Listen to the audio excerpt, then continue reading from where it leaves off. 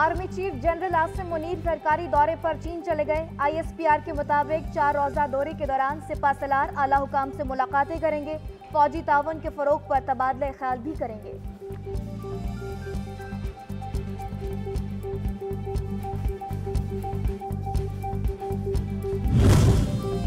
PTI का आज़ाद कश्मीर कानून साज असम्बली में हिज़्ब इख्तिलाफ की नशिस्तों पर बैठने का फैसला। ख्वाजा फारूक को कायदे हिज़्ब इख्तिलाफ नामजद कर दिया। नौ मुंतखब वज़ीर आज़म चौधरी अनवारुल हक से ऐलान लातालुकी। सरदार तनवीर इलियास को भी PTI की सदारत से सबकदोश कर दिया।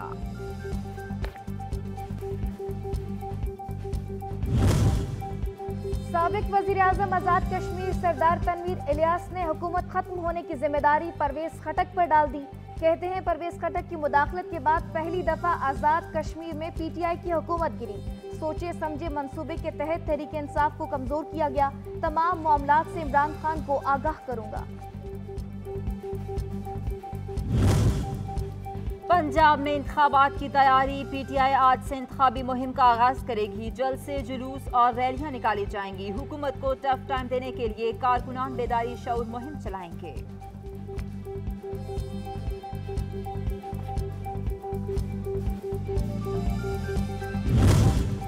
शिकस्त के खौफ से इलेक्शन न कराने के नताज तबाहकुन होंगे। चेयरमैन PTI इमरान खान की सीनियर सहाफियों से गुफ्तगू।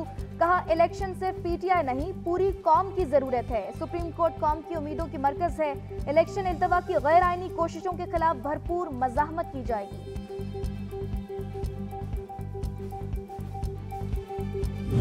अगर एक सूबे में पहले इलेक्शन हो जाए और बाकी पूरे मुल्क के इलेक्शन बाद में हो तो फिर उनके नतायज को कौन जो है वो तस्लीम करेगा। एक ऐसे बदबख्त इंसान को इस मुल्क पर मुसल्लत कर दिया जो कहने को तो सियासतदान है लेकिन उसमें कोई सियासतदानों वाली बात नहीं। मुल्क में बैक वक्त इलेक्शन नागुज़ीर। पंजाब में पहले इंतखाबात विफाक और दीगर सूबों के इलेक्शन पर असरअंदाज होंगे। वफाकी वज़ीर दाखिला राना सनाउल्लाह कहते हैं 2018 में साजिश के तहत इमरानी टोले को मुसल्लत किया गया। तब्दीली के दावेदार बताएं मुल्क को कौन सा तरक्याती मंसूबा दिया।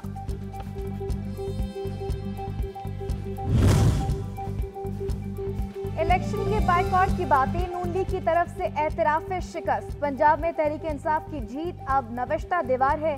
मरकजी सदर तहरीक इंसाफ चौधरी परवेज इलाही कहते हैं कौमी असम्बली तोड़े बगैर मुज़ाकरात कामयाब नहीं हो सकेंगे।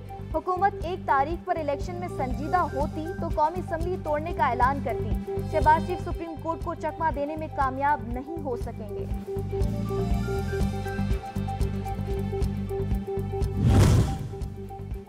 इमरान खान को इक़्तिदार से हटाना जरूरी था। मजबूरी के बायस हुकूमत का हिस्सा बनना पड़ा। साबिक सदर आसिफ अली जरदारी कहते हैं साबिक टोला दोबारा हुकूमत संभालने की साजिशें कर रहा है। बिलावल को वज़ीर आज़म बनता देखना ख्वाहिश है।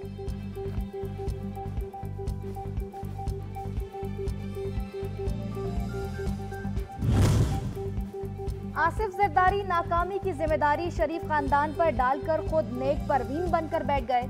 इनका मकसद बिलावल भुट्टो को वजीर आजम बनवाना है। शेख रशीद का ट्वीट लिखा हुकूमत ने अदलिया के अहकामात के मुताबिक इलेक्शन ना करवाया तो कानून का शिकंजा टाइट हो जाएगा। इलेक्शन यकसा हो या मरहलावार फतह इमरान खान की होगी।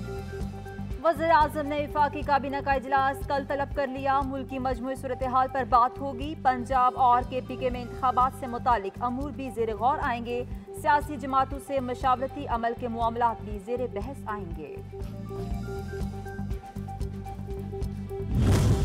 मुत्तहिदा कौमी मूवमेंट पाकिस्तान की राबता कमेटी का अहम इजलास आज होगा। इत्तेहादी जमातों से होने वाली मुशावरत समेत दीगर अहम अमूर ज़ेर गौर आएंगे।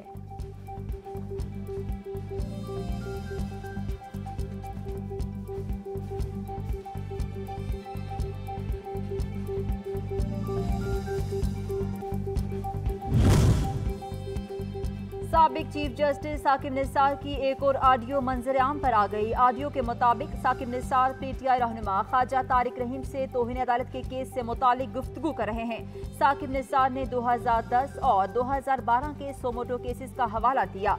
कार्रवाई से मुतालिक तबादला ख्याल करते रहे। मौज मस्ती खत्म, कल से काम पर जाना होगा। ईद उल फितर की तातीलात का आखिरी रोज, परदेसियों की घरों को वापसी का सिलसिला जारी। ट्रेन और बस स्टेशन पर रश, माफिया ने मौका गनीमत जानकर किरायों में भारी इजाफा कर दिया।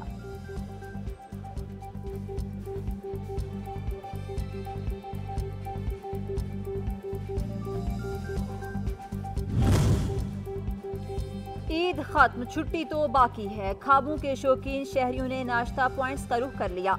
हलवा पूरी, निहारी, चने और दीगर मनपसंद खानों पर खूब हाथ साफ किया।